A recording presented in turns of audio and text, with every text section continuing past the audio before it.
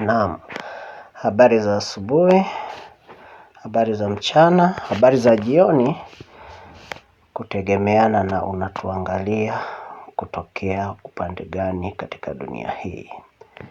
Rafael hapa kutoka Hera Farm,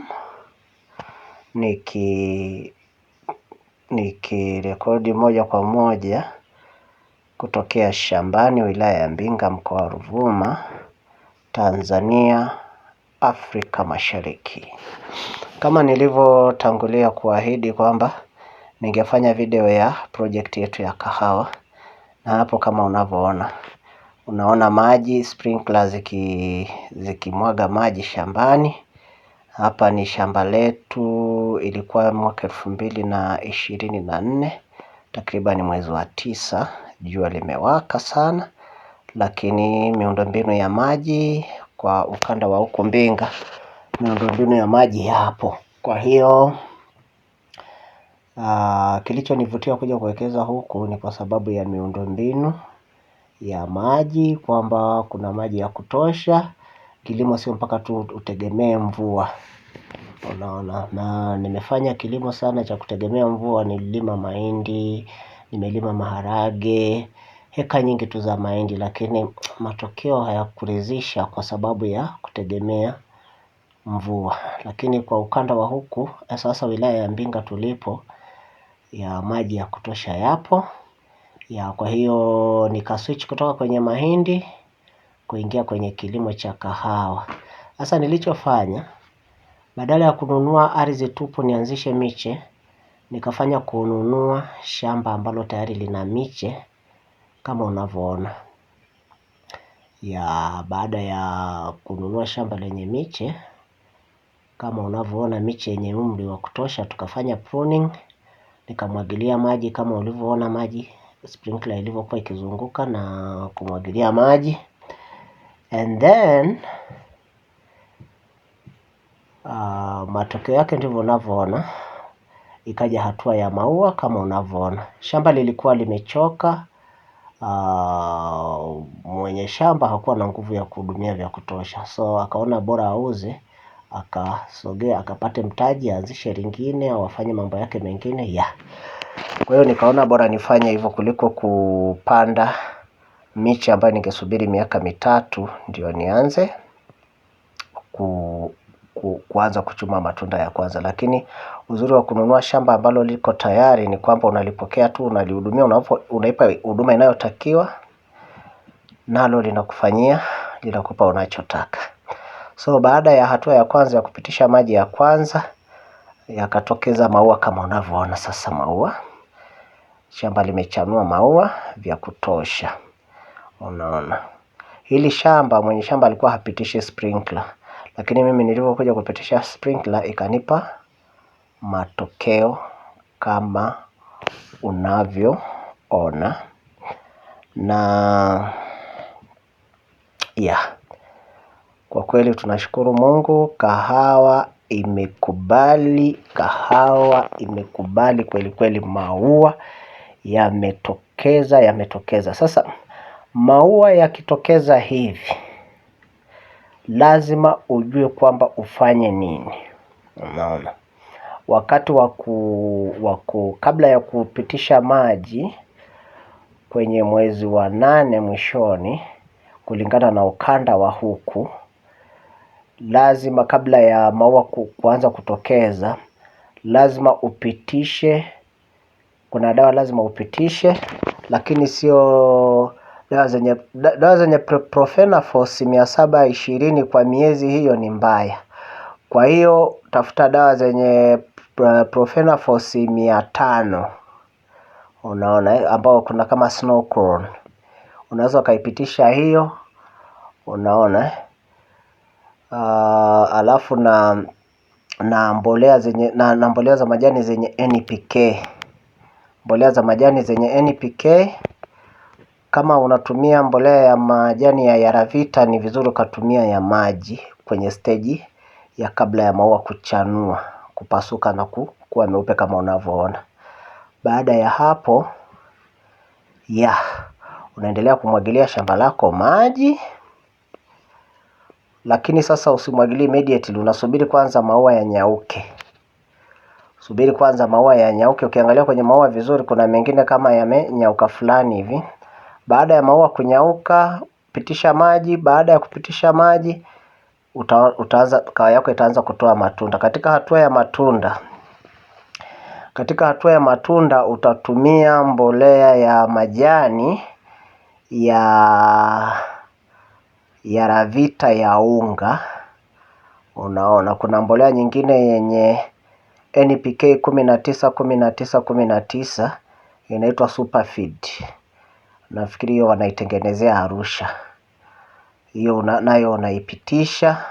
Na hiyo pia ya NPK 19 unaweza ukaanzia kabla ya maua na wakati wa maua na baada ya maua. Sasa hatua ya matunda, na katika hatua ya matunda sasa inatakiwa utumie hizo na uweze kutumia mbolea dawa zenye kopa kwa ajili ya kuzuia, kwa ajili ya kuprevent kitu kinachoitwa CBD, Coffee Berry Disease, ambayo ni mbaya sana. Hiyo Coffee Berry Disease ikiingia, yani matunda yako yote yanaweza kashuka chini, ukafikiri umerogwa, kumbe hujafuatilia kama inavyotakiwa. So baada ya hapo unaendelea kupitisha maji.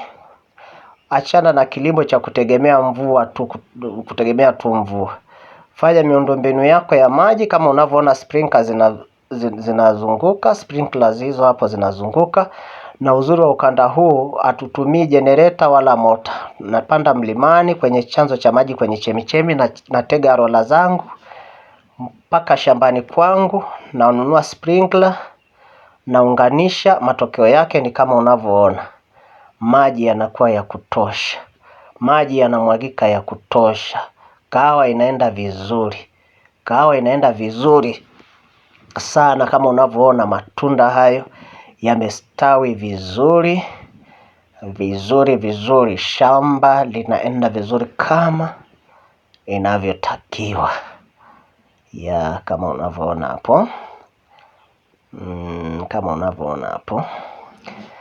Na kuna rafiki zangu wameniambia kwamba nisiwe nachanganya video ya Kiswahili na Kiingereza kwa wakati mmoja.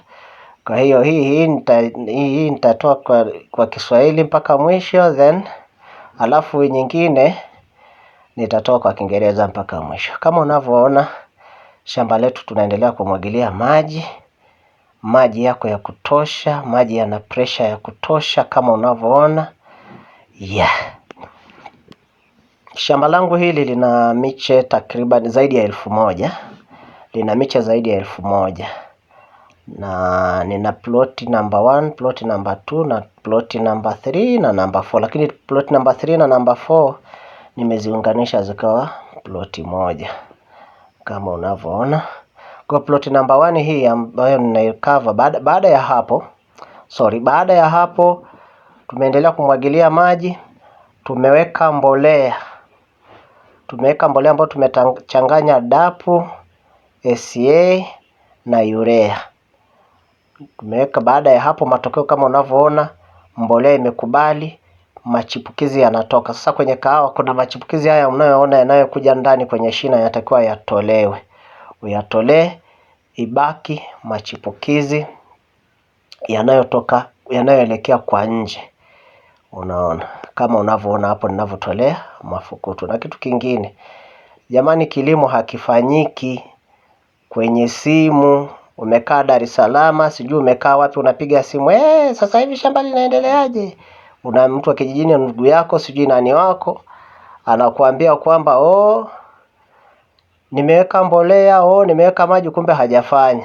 Kuna watu wameumizwa sana. Lazima uwe kwenye eneo la tukio. Lazima ujue kazi zenyewe za kahawa. Kama unalima kahawa, lazima ujue kahawa yenyewe inataka nini. Ufuatilie mmoja mpaka mwisho wake, hatua kwa hatua. Unaona mbolea hapo imekubali. Unaona. Na pia kwenye kilimo haitakiwi eti mtu anakuambia tuma hela uwekeze. Hamna. Kama kitu huna muda nacho, achana nacho. Utakuja kupata kichaa bure. Mbolea imekubali, matunda yamekubali. Kama unavyoona shamba limebadilika. Transformation ni kubwa sana. Transformation ni kubwa sana. Sasa nataka niongee kuhusu kahawa yenyewe. Kahawa, mwezi uliopita kulikuwa na mkutano wa nchi 25 zinazolima kahawa Afrika, ilifanyika Tanzania, na nilivutiwa sana. Na kahawa ni commodity ya 4. Ukitaja commodity 5 zenye mzunguko mkubwa wa pesa katika biashara ya ulimwengu, kahawa nayo ni namba 1. Value market ya kahawa duniani ni takriban dola za Marekani bilioni 150. Unaona? Kwa hiyo kahawa ni kazi. Ni biashara ya kimataifa, ni biashara ambayo utauza kwa dola. Ukihudumia vizuri, shamba transformation kubwa imeshatokea kwenye shamba kama unavyoona. Kutokea mwanzoni kule unavyoona mpaka sasa hivi unaona transformation ni kubwa sana. Okay. Kahawa kama kahawa ni commodity, ni zao la kimataifa. Unaona matokeo yake, matunda yamekuwa. Hata ukiangalia sasa migomba hata ile imekuwa na afya. Unaona, kwa sababu ya mbolea za kutosha na ufuatiliaji wa karibu. Fuatilia wewe mwenyewe. Unaona. So kahawa ni zao la kimataifa, utauza kwa dola. Kahawa ina hela, kahawa ni utajiri. Unaona So kwa mfano tu kwa kijijini kwetu hapa tunakolimia, tulifanya juzi, tulipewa taarifa ya jumla ya mauzo na AMCOS. Kwenye kijiji chetu tu kulikuwa na mauzo ya bilioni 10. 10 billion, one village. Kijiji kimoja, bilioni 10 mauzo ya kahawa. Mzunguko wa hela ya kahawa kwenye kijiji kimoja, bilioni 10 na plus. Unaona, zaidi ya bilioni 10. Kwa hiyo kwa wale ambao tumejazana tu mijini tunasema vyuma vimekaza, hebu tutoke tuende shambani. Katika mkutano ule wa nchi 25 zinazozalisha kahawa, walikuwa wana encourage vijana tutoke tuwekeze kwenye kilimo. Jamani, hela ipo kwenye kilimo. Njooni tufanye kazi tuzalishe. Hela iko kwenye kilimo. Hebu ona shamba lilivyobadilika. Angalia kutokea mwanzoni mpaka sasa hivi lilivyobadilika. Shamba limebadilika. Huo hapo ni utajiri. Hiyo ni dola unayoiona hapo. Dola, hayo matunda yote ni dola. Dola tupu. Nafanya hivi sio kwa ajili ya kukuringishia, hapana. Kwa ajili ya kukuinspire na kukuhamasisha kwamba mkini umejaribu dukani, umeona mambo hayaendi. Ukiweka hela inazama, ukiweka kwenye biashara hela zinazama. Hebu njoo kwenye kilimo. Njoo tulime kahawa. Njoo tulime kahawa kama unavyoona. Rafael Siara hapa, signing out. Usisahau kusubscribe, usisahau kucomment, usisahau kushare video yetu hii.